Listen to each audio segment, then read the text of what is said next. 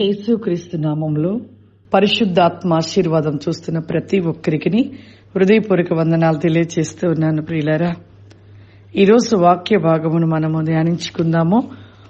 యోహాను సువార్త 3వ అధ్యాయము 16వ వచనమును ఈరోజు మనము వాక్యాన్ని ధ్యానించుకుందాం. దేవుడు లోకమును ఎంతో ప్రేమించెను కాగా ఆయన తన అద్వితీయ కుమారునిగా పుట్టిన వాని యందు విశ్వాసముంచు ప్రతి వాడును నశింపక నిత్య జీవము పొందునట్లు ఆయనను అనుగ్రహించెను. దేవుడు ఎంతగా ప్రేమిస్తున్నాడు, లోకమును ఎంతో ప్రేమిస్తున్నాడు. ఎంతో అంటే ఆ మాటకి అర్థము ఎంతో నిజంగా పరలోక రాజ్యాన్ని కూడా అంత ప్రేమించట్లేదు, పరలోకంలో చేసిన దూతలను కూడా అంత ప్రేమించట్లేదు. దేవుడు ఆయన మహిమతో చేసి ఉంటున్న ఆ పరలోకంలో దూతలను కూడా అంతగా ప్రేమించట్లేదు. ముందుగా నరుడు జన్మించలేదు, కానీ మొట్టమొదటిగా చేసింది ఎవరినంటే దూతలని. ఆయన మహిమతో చేశాడు, కానీ ఆయన మహిమతో చేసిన దూతలను ప్రేమించటం లేదు. కానీ ఈ యొక్క సృష్టిని చేసి సృష్టిలో ఆయన రూపాన్ని, ఆయనలో నుండి వచ్చిన ఆత్మని ఈ భూమి మీద నరుడిగా సృష్టింపజేసిన నరుడిపై, ఈ లోకముపై ఎంత ప్రేమ, ఎంతో ప్రేమించుచూ ఉన్నాను అంటున్నాడు. కానీ ఈ లోకమును ఇంత ప్రేమిస్తున్న ఆ దేవుడు ఆదాము చేసిన తప్పిదమును పట్టి ఆ రోజు నుండి కూడా దేవుడు ఆదామును విడిచిపెట్టాడా? విడిచిపెట్టలేదు.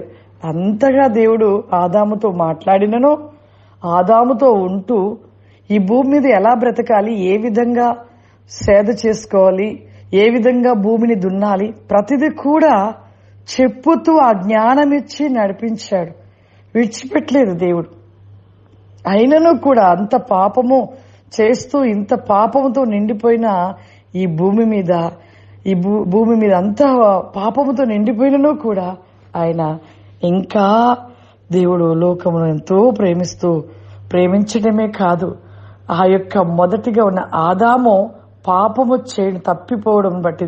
చేయటమును బట్టి తిరిగి తన కుమారుని పంపించి, తన కుమారుడి రక్తమును చిందించి మరలా మనకు చనిపోయి ఉంటున్న ఈ యొక్క నశించిపోతున్న మనకి తిరిగి దేవుడు నిత్య జీవాన్ని తన కుమారుడు ద్వారా ఇచ్చి ఉన్నాడు.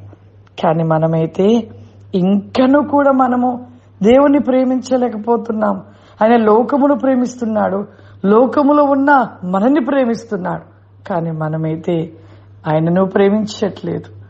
ఆయన ప్రేమకు దూరం అయిపోతూ లోకములో ఉంటున్న అనేక ఆశలు కలిగిన వాటిని ప్రేమిస్తూ ఉన్నాం. ప్రియులారా, అందుకే అంటున్నాడు, ఎవరైతే దేవుడు క్రీస్తు యందు విశ్వాసము కలిగి ఎవరైతే ఉంటారో వారంట నశించరంట, నిత్య జీవం పొందుతారంట. నిత్య జీవం వాళ్ళు ఎప్పుడు బ్రతికుంటారంట. ఎవరిని నమ్మితే? క్రీస్తుని నమ్ముటమును బట్టి నిత్యము మనము జీవించే ఉంటామంట. ఇక్కడ జీవిస్తాము, ఆయనను నమ్మి, ఆయనను విశ్వసించి, ఆయనలో ఉంటే, ఆయనతో ఉంటే ఇక్కడ జీవిస్తాము. ఇక్కడ మరణించిన మరలా అక్కడ జీవిస్తాము. కాబట్టి మనము ఎవరితో ఏ విధంగా ఉండాలి? క్రీస్తును ప్రేమించి క్రీస్తులో మనం ఉండాలి, క్రీస్తును సంతోషపరిచేవారిగా ఉండాలి. మనము కూడా ఎంతో ఆయన మీద ప్రేమను కలిగి ప్రేమించేవారిగా ఉండాలి.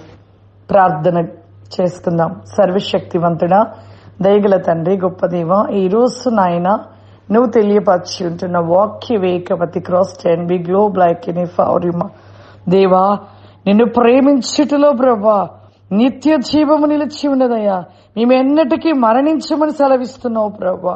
నిజమే తండ్రి, నీ యందు విశ్వాసముంచు ప్రతివాడు నశింపక నిత్య జీవమును పొందునట్లు నీవు నీ కుమారి కాసి కావాలి బ్లాక్ ఎనీ కమాడ్ దర్ ఇస్ స్టిల్ ఫ్లవరిమ అతి వేకముగా ప్రభా ప్రతి ఒక్కరూ ఈ వాక్యమును ప్రతి హృదయ వేకములో ప్రతి నికోసిమిగా దిలోరవాసి కాంది ఫ్రికాసి కావరిమ ప్రతి వేకముగా ప్రతి బిడను మీరు ఆశీర్వదించమని యేసు నామమున తండ్రి, ఆమేన్. God bless you. దేవుడు మిమ్మల్ని దీవించును గాక. ఆమేన్.